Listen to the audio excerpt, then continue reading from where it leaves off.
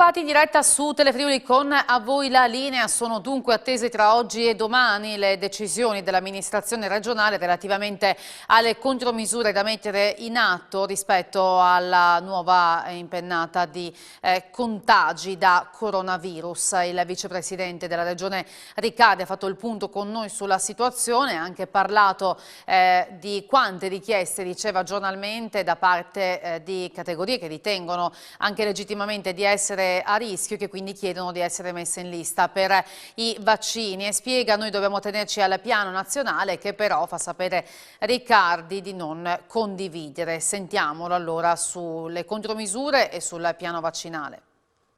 Vicepresidente, lei ha detto poco fa sono queste le giornate più difficili da quando è iniziata la pandemia. Che cosa è successo in questi ultimi giorni? È successo che è stato un rialzo importante, poi la complessità e probabilmente, diciamo, tra le giornate più difficili non va dimenticato che c'è un anno alle spalle e questo determina il comportamento delle persone, che ovviamente è un anno che sacrificano pezzi di loro libertà, sono condizionati nei loro movimenti, nella loro vita normale. Poi c'è un peso importante, molto importante e faticoso di tutti gli operatori del servizio sanitario regionale, che hanno alle spalle un anno molto difficile.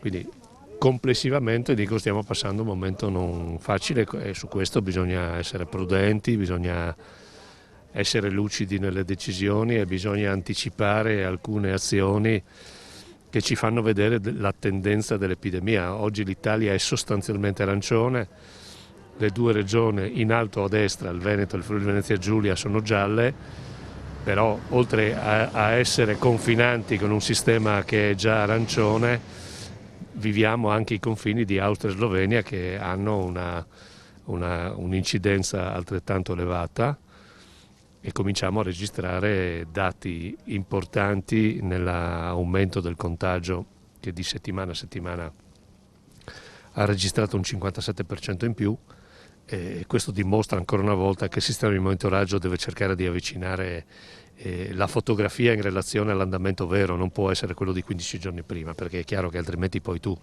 rischi di non serve più chiudere la stalla perché i buoi sono usciti.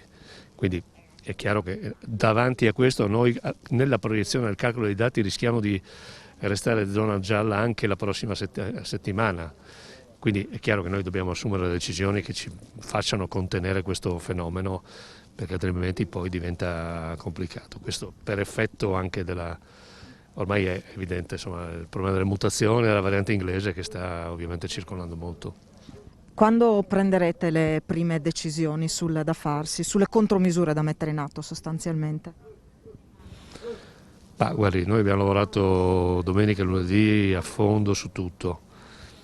Io penso che oggi, al massimo domani, insomma, in queste 2 giornate dovremo assumere delle decisioni che anticiperanno delle soluzioni che altrimenti comunque ci potrebbero arrivare dal governo, ma forse potrebbero arrivare troppo tardi, ma non perché il governo, perché il sistema di monitoraggio ha questa distanza sulla fotografia dei dati, e questo è un meccanismo secondo me da correggere. Si agirà sul fronte della scuola? Qual è l'orientamento? La scuola è non tanto per la scuola, perché come qualcuno osserva vacciniamo gli insegnanti e poi mettiamo misure restrittive sulla scuola, cioè in sé per sé il tema non è la scuola, il tema è la circolazione del virus, dove oggi vediamo che quella fascia da 3 a 5 anni si è trasferita nella fascia come maggiore intensità di contagio nella fascia dagli 11 ai 13 anni. Quindi questo è sicuramente un elemento che non riguarda in sé per sé la scuola, ma riguarda la mobilità delle persone che frequentano la scuola. Quindi questo è uno degli elementi sui quali mi pare però che ci sia una tendenza nazionale su questo indicatore che insomma, adesso cercheremo di affrontare, quindi io non voglio tirare delle conclusioni, anticipare delle decisioni, perché tutto questo deve essere anche condiviso da tutti, a partire dall'ufficio scolastico regionale, con l'assessore Rosling stiamo lavorando anche su questo, quindi io credo che insomma, nelle prossime ore alcune decisioni importanti, peraltro sono già state anticipate dal Presidente della Regione, che ha definito secondo me propriamente una situazione allarmante, e questo è. Per quanto riguarda la questione vaccini, avete avuto un colloquio con AstraZeneca, possono esserci degli sviluppi visto ormai la cronica carenza nelle forniture di materia prima? Beh, questo non dipende da noi, questo è un problema, cioè bisogna anche rispettare i ruoli. La politica vaccinale è una politica giustamente definita dallo Stato, non possiamo pensare che ci siano 20 ricette diverse, e soprattutto dall'evidenza scientifica dell'Istituto Superiore, dell'AIFA e di tutte le organizzazioni che possano garantire il miglior utilizzo del vaccino. Certo, noi oggi vediamo, questo è un dato incontrovertibile, che c'è un contagio sostanzialmente inesistente nelle nostre case di riposo e nel nostro personale sanitario. Quindi questo dimostra che il vaccino è la vera soluzione. Poi come lo applichiamo, in che modo?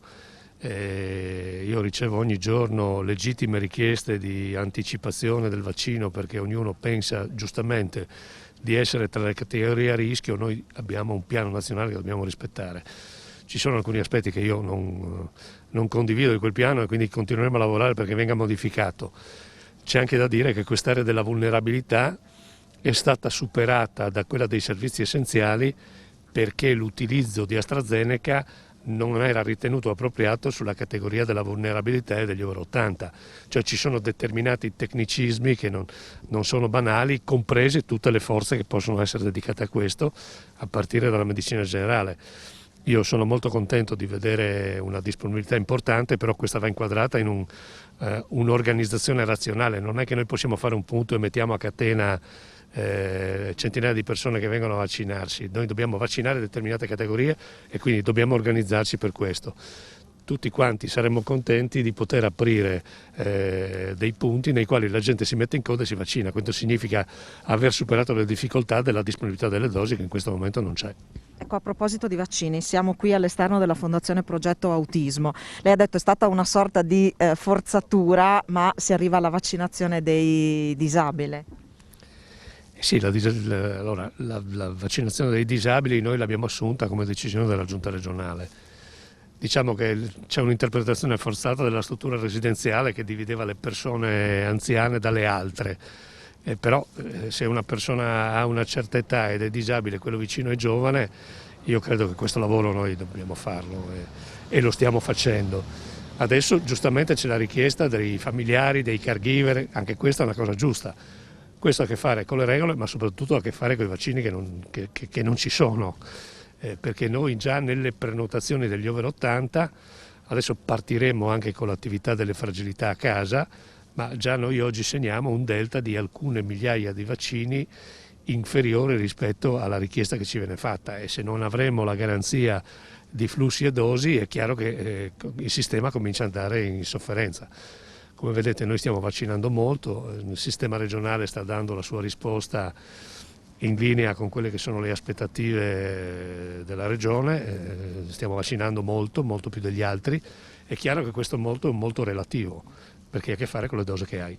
Ultimissima cosa, il cambio ai vertici della struttura commissariale, voi avete più volte chiesto un cambio di passo, potrebbe essere il momento giusto?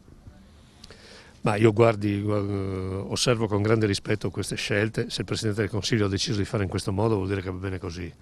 Sicuramente alcuni cambi di passaggio erano auspicati anche da parte del sistema delle regioni, non sono valutazioni sulle persone, intendiamoci.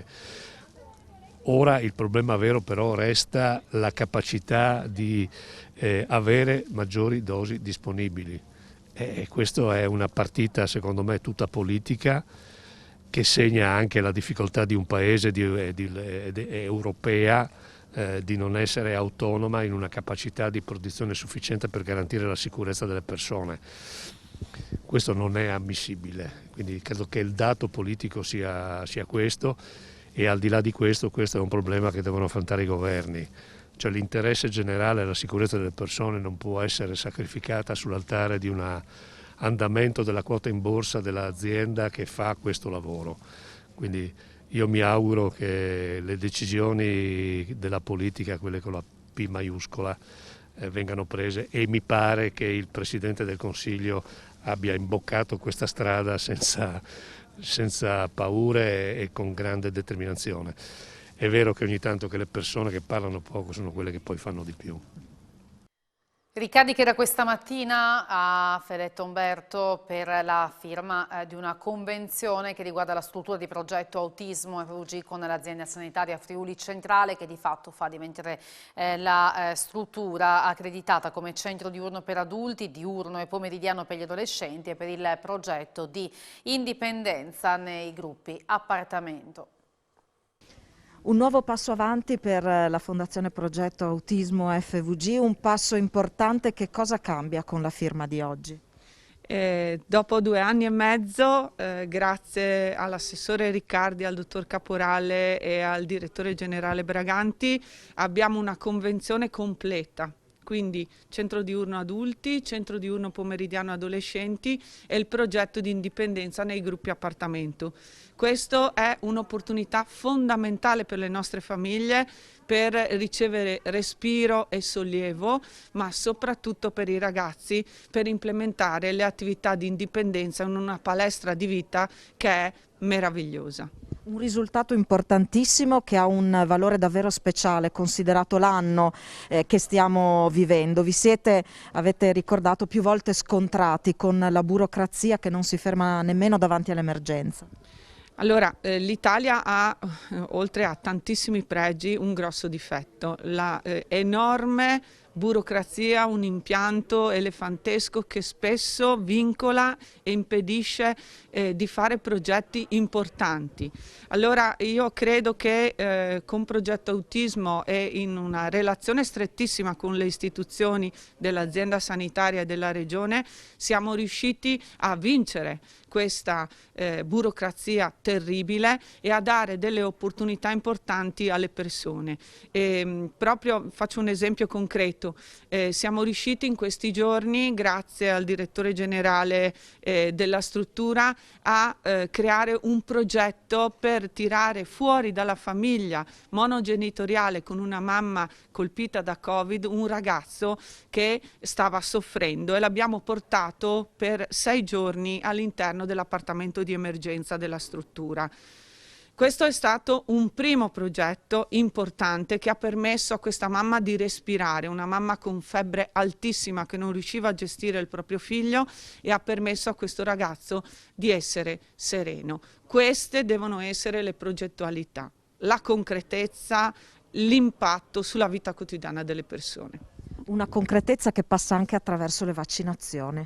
Certo, anche le vaccine sono fondamentali, importantissime. Io direi che anche tutti i protocolli, il rispetto dei protocolli, il rispetto di attenzioni e implementazione di programmi all'interno delle strutture, nelle case, quindi formazione e competenza sia dei genitori che degli operatori. Su questo dobbiamo puntare per il futuro, perché non sarà breve la faccenda del Covid, sarà molto lunga e dobbiamo imparare a conviverci, e questo è fondamentale.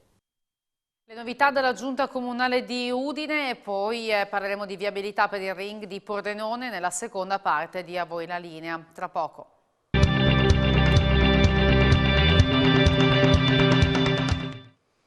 Bentrovati, andiamo subito da Isabella Gregorato per sapere quali sono le ultime decisioni della Giunta Comunale di Udine. Buongiorno Isabella.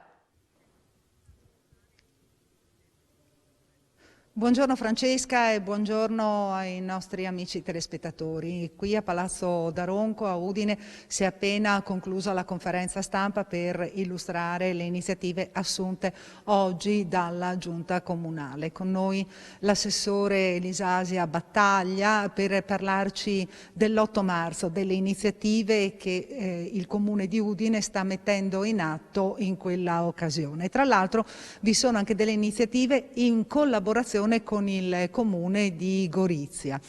Si parte da questo incontro che vedrà anche protagonisti i responsabili, i rappresentanti dello sportello antimobbing. Sì, assolutamente, tratteremo proprio in data 9 marzo alle 17:30 in modalità online naturalmente un convegno sul tema del lavoro, della difficoltà insomma, che hanno riscontrato in particolar modo le donne in questo periodo.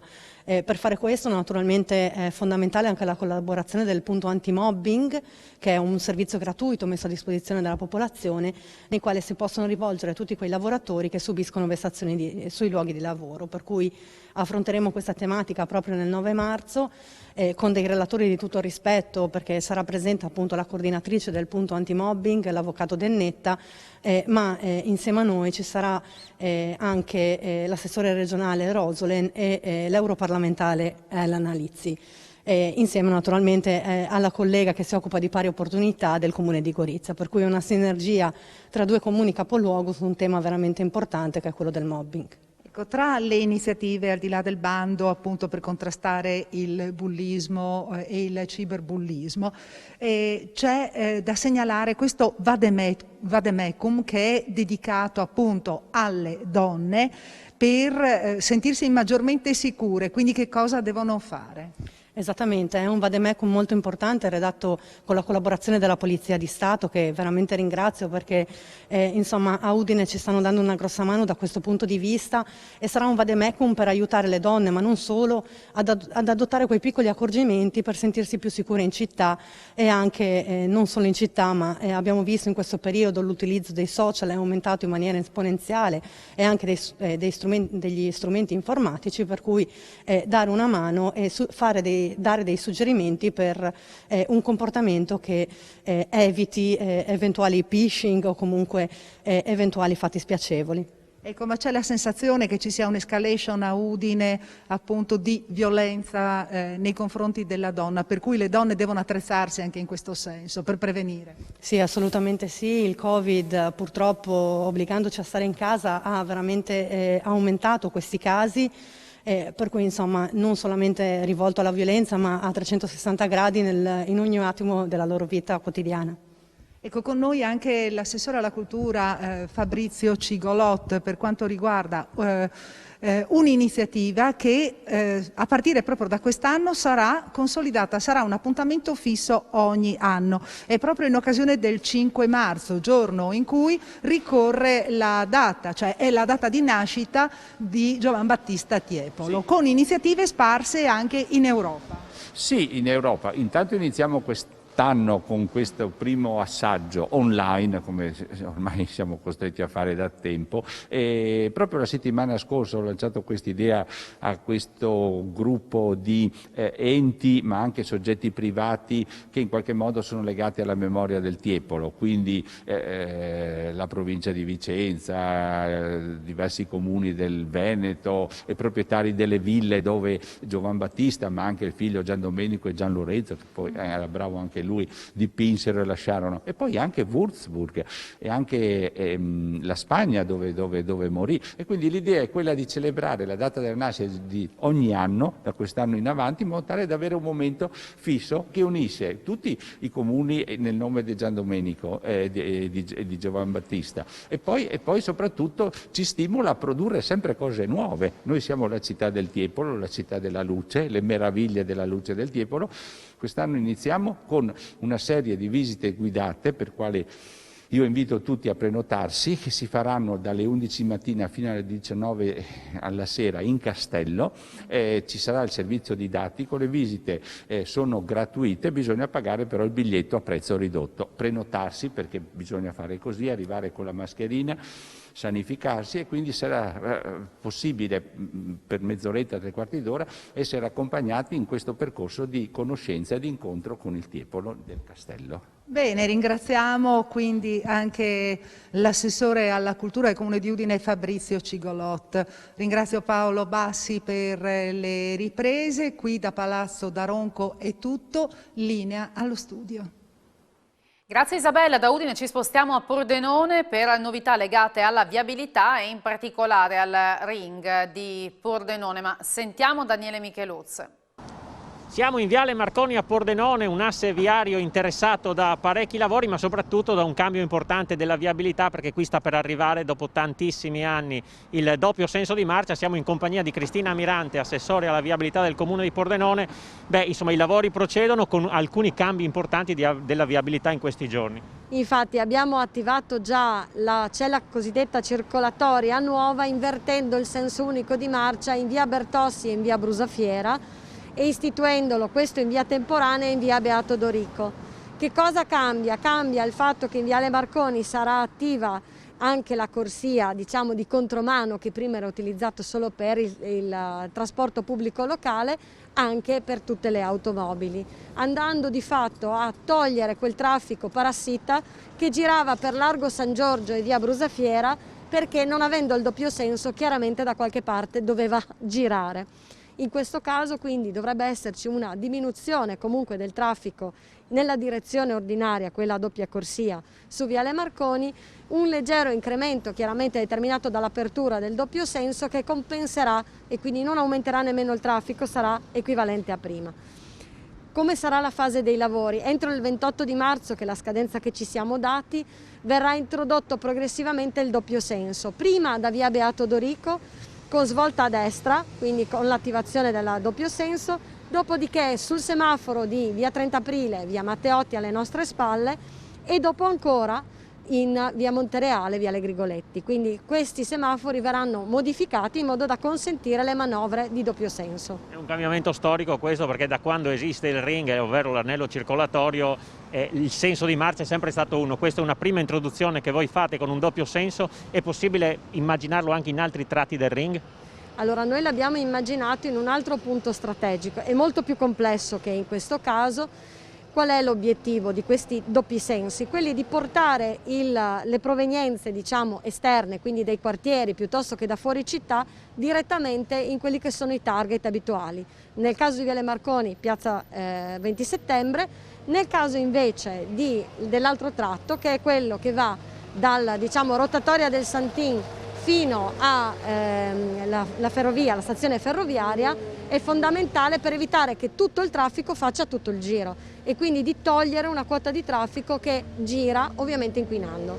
Ecco, un messaggio da dare agli automobilisti di fare attenzione ai cartelli, perché naturalmente stanno cambiando le vie, quindi c'è anche il rischio di imboccare il senso unico magari nel lato sbagliato. Diciamo che ieri c'è stato qualcuno che ha attraversato, diciamo, la via Bertossi, via Brusafiera, che era sgombra dalla sosta proprio per consentire a quelli che sbagliavano di non fare incidenti. Oggi devo dire la situazione l'abbiamo monitorata e c'è già la nuova abitudine, quindi non abbiamo visto casi, almeno per il momento, di senso preso, diciamo, al contrario. Quindi diciamo che ci vorrà ovviamente un paio di mesi perché l'abitudine cambi, però insomma per il momento siamo soddisfatti. È ovvio che è un primo passaggio, bisognerà vedere il contesto integrale. Insomma, i lavori procedono, abbiate sentito, tra meno di un mese circa, Viale Marconi sarà finalmente a doppio senso. Grazie all'assessore Cristina Amirante. Per questo collegamento è tutto, a voi la linea. E grazie allora anche a Daniele Micheluz, era l'ultimo contributo di oggi, a voi la linea torna domani alle 12:45 nel pomeriggio, l'informazione invece con il TG Flash delle 16:30. Buona giornata.